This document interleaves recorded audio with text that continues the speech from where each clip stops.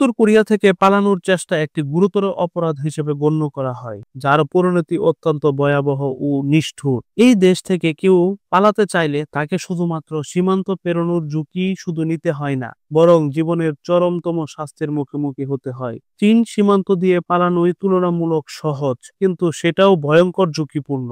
কারণ সীমান্ত জুড়ে রয়েছে কাঁটাতার, সেনা পাহারা, মাইনফিল্ড এবং স্বয়ংক্রিয় বন্দুক। যদি কেউ পালানোর চেষ্টা করলে ধরা পড়ে, তাহলে তার ভাগ্যে জুটে কঠোর জিজ্ঞাসাবাদ, অত্যাচার এবং প্রায় জনসম্মুখে মৃত্যুদণ্ড।